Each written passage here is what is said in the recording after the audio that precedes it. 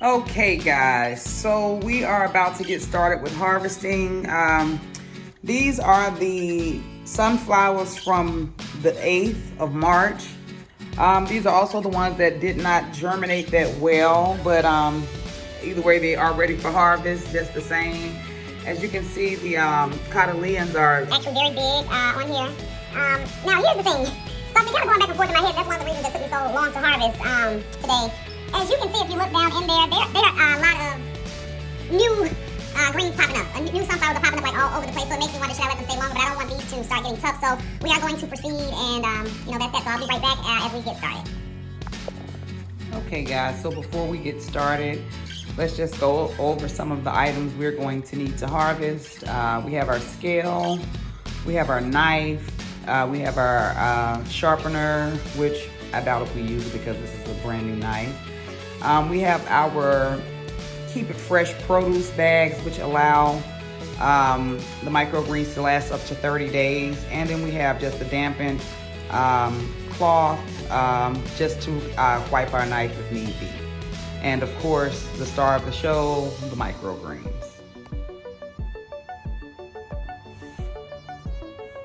Okay, guys, so we are about to get started with our first harvest.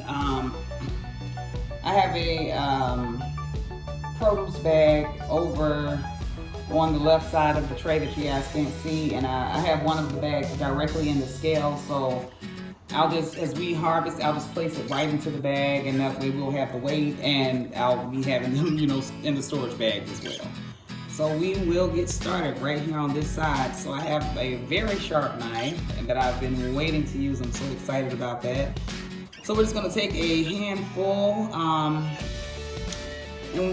we don't want to go down too far because then you'll get the medium in your sunflowers, and that can be a hard time picking it out. But now, okay, so wait, before we actually get started, I want to point out, I showed you guys a trick earlier where you can rub your hand over them and then the seeds will just fall off. But with that said, you still do have some seeds within them, so there are a few methods that you can use for this. You can either try and just pluck them out, which I think that's what I'm going to do before we actually get started, try and pluck a few more out. Or you can do the second method, which is you can just soak them after, which, some people soak, some people don't. I personally don't want to soak my greens because I just think it'll have a longer shelf life without soaking. But with that said, we may have to with this batch, just to kind of show you guys the full process. But I'm kind of looking through them. All the ones that are kind of ready to harvest, they are actually, I don't see any sunflowers on them. It's the ones that have grown underneath. Well, here's one here. It's the ones that have grown underneath that I'm more so concerned with. Let me just get this one. And due to the termination, that's why a lot of them aren't, just standing straight up. They're also, like I said, they could have been harvested yesterday.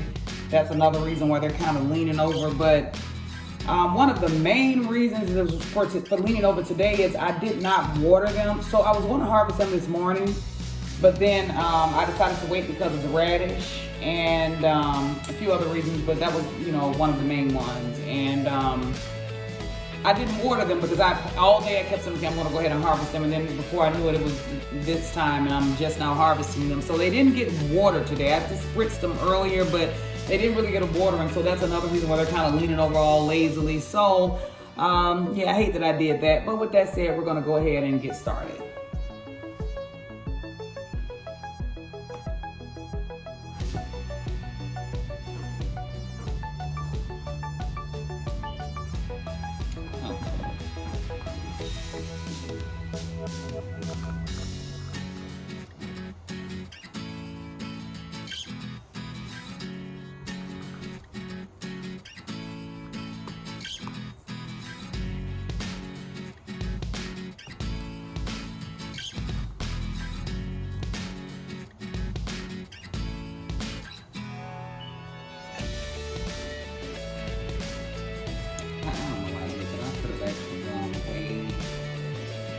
Further across. Okay, so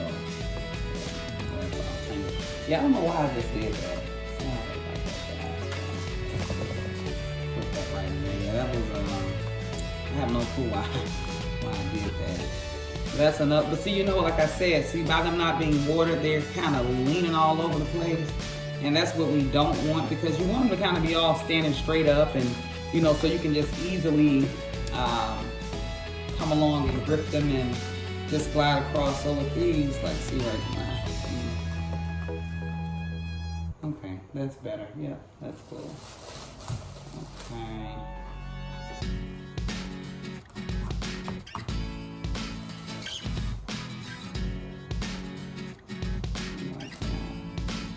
It's like how I cut that zip on. That's what we don't want. We don't want to lose any greens unnecessarily. Okay, so now that I think we kind of got those weird ones, and let me just say, this knife is extremely sharp, so I'm kind of just moving around all flimsily with it. Let me advise you to not do that. Okay, so we are.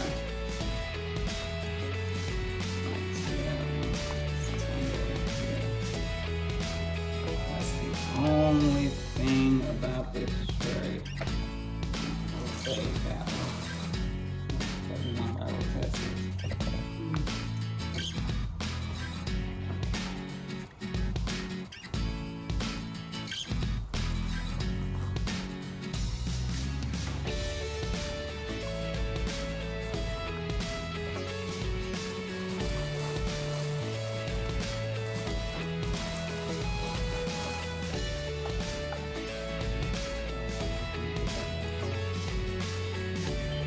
Like I said, I'm not expecting too much out of this batch, because we knew from the beginning that it was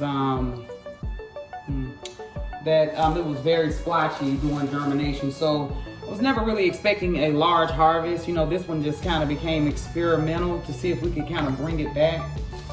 So like I said, the ones that did grow, they did very well. Like I said, it just kind of got that slow germination start. But with that said, I know the method that I'm going to go with. You know, I was kind of experimenting with a few things, but based on, you know, how this germinated, I know moving forward how, you know, the processes that I'm going to use. And yeah, so, you know, no dissatisfaction here. All learning and growing, literally.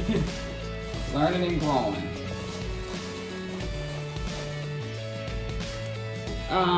So what we decided to do with our first harvest, first few harvests are to basically just give them away as samples, kind of get reviews, try and pick up some new customers, you know, friends and family, just kind of spreading the word. I've been debating as to when I am going to start farmers markets.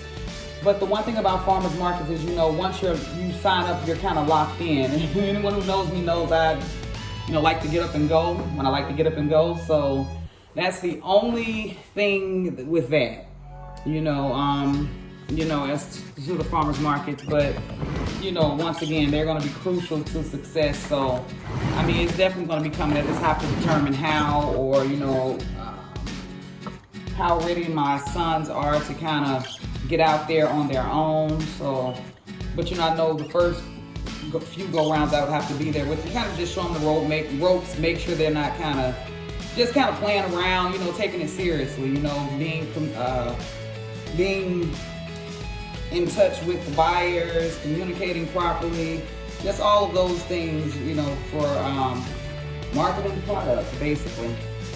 So that's the goal. The end game goal is to get them 100% up to par where they can run the business when I am not around. And so far they are just as excited as me. So hey, we'll see where it goes. We'll see where it goes. God willing, we'll have much success. Okay, so. Alrighty, and that is pretty much it. Now, I've flipped a few off that are they kind of got caught up in the mix when I was cutting because they were leaning weird ways.